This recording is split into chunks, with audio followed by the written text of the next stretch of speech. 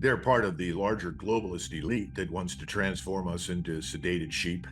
They want to degrade the concept of a human being with a living soul and adopt the atheistic sort of materialistic approach to dealing with people as fungible products or commodities, things that are meaningless in and of themselves that can be employed as they see fit. This kind of Trotskyite logic and thinking was the origin behind the Comintern. And we've become a kind of 21st century version of the same thing. No, you're absolutely right. We are sowing the seeds of discord everywhere we possibly can. Now, can all of these come together and result in a global catastrophe? I suppose it's possible. It's never impossible. But there are a few differences that need to be noted. In 1914, when we saw the First World War break out, all of the major participants were already primed for some sort of conflict. They all underestimated its dangers and its destructiveness, but they were all ready to pounce. They were already in the launch mode. It didn't take much to cause it. In fact, Gavrilo Princip, the man that the Archduke said after he was captured, even if I had never been there and never shot the Archduke, eventually this war was going to happen. Well, there's some truth to that. But what you have is the slow burn today that takes months and years versus the month or so that elapsed between 28 June and the end of July, 1, 2, 3, 4 August. In other words, everyone did not instantly pull the trigger. It took a succession of events. Well, take that same sort of choreography and apply it to the world today. We're not going to see World War III break out this week or next week. It's going to take a few months. I think by April, May timeframe, all the pieces will be in place.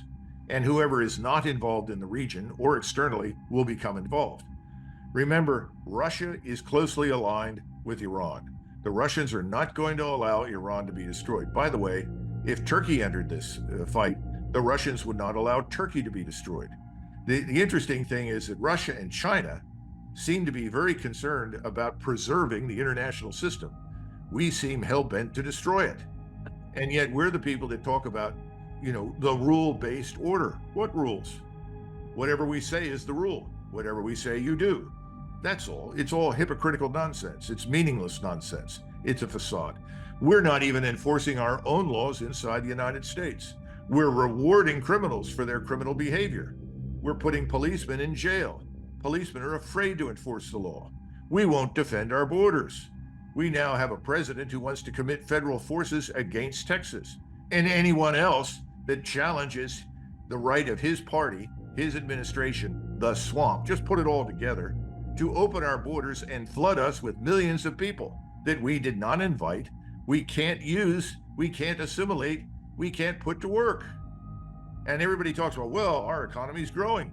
It's government spending. We are not growing. Our economy is weak. That's the point. And our financial position has never been more fragile. And it's only a matter of time until the world holds a fire sale on our treasuries. Look, we are going to take $300 billion in assets that are Russian and illegally seize those and turn those monies or assets over to Ukraine, this criminal regime in Kiev that's our puppet led by Zelensky. Now let's stop and think about that.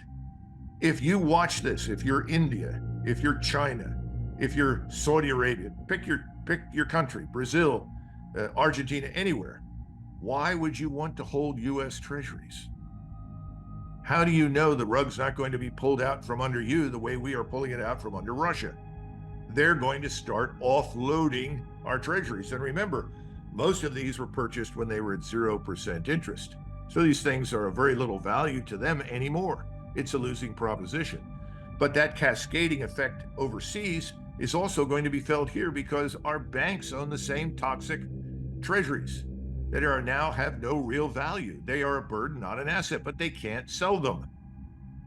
What happens to us? We're just walking into a giant bear trap. That's the point. What are we seeing happen? Well, we're seeing something very tragic. National Guardsmen, just like soldiers in the regular army, are all sworn to uphold the Constitution and to protect the American people. And we're actually talking about a situation where conceivably this president could order federal forces to intervene against guardsmen on the border with Texas in order to open the border to millions more people about whom we know nothing, and many of whom probably present a clear and present danger to our country and to our society. What is wrong? This is not something that the U.S. Army and the National Guard should have to confront. These people serve the same flag. It's no surprise that soldiers being interviewed, these are regular Army soldiers at various Army posts, including Fort Hood, which is now Fort Cavazos, are saying, I'm not going to do it.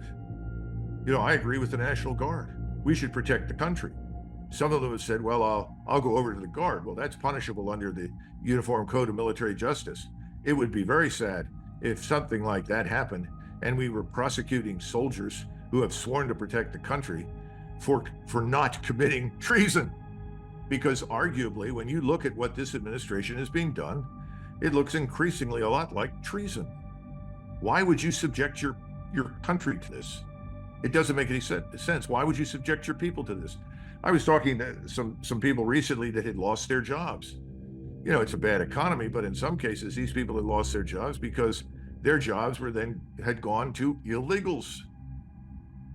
Well, gee, what a surprise. The illegal will work for less. And then we have to listen to people working for the New York Times or the Washington Post or the Wall Street Journal pour buckets of filth and abuse all over American citizens to say, well, gee, we should be grateful for all these illegals. They're better people. They'll work. Americans won't. Well, Americans want a living wage.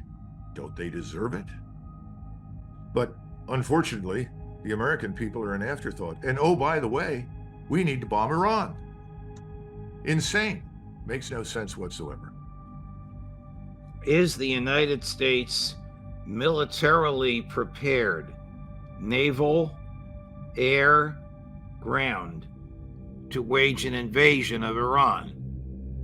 No, certainly not. I mean, our ground force is in ruins, and I don't think that anybody in Washington deludes themselves into believing that they could order a mobilization of the country using a draft in order to fight Iran. That's just not going to happen. So I think, sadly, what we're up against right now is this assumption that ships at sea and aircraft in the air, by delivering long-range strikes, are going to change things in Iran. They'll change things. They'll make the place infinitely more dangerous and hostile to us, and Iran will have an inexhaustible supply of allies to help it. But it's certainly not going to induce change in Iranian behavior towards us. In other words, we're not going to bomb anybody into submission. That's absurd. That will not happen. Why do Western governments seek justification through war, Colonel? Well, I think, again, the use of long-range strike weapons is similar to without consequences. But we know that unless you use precision, you're going to have problems if you have with somebody. Well, the same thing is true in war. If you're bombing or striking with missiles or anything else, first of all, you have to have a very large supply of bombs and missiles. I don't think our supplies are really adequate right now. We've expended vast quantities, and reproducing more missiles, Tomahawk missiles and other strike missiles, quickly is extremely difficult. We have no surge capacity. We can't rapidly ramp up and provide more. Ships have to go back to port to reload.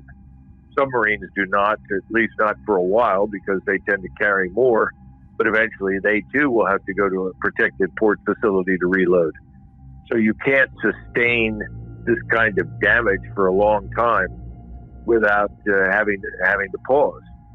Whenever you pause, of course, your adversary adjusts. And I think, again, the adversary has far, far more strike weapons at its disposal than we do. They have thousands of missiles ready to go, and those are precise, and they're going to hit us. Again, the problem is that the mind is stuck in 1991, but we are not in 1991. This is 2024. Our arsenal is considerably smaller. The numbers of forces at our disposal are considerably smaller.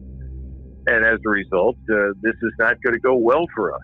It's going to turn into a very long, arduous campaign if we embark upon it.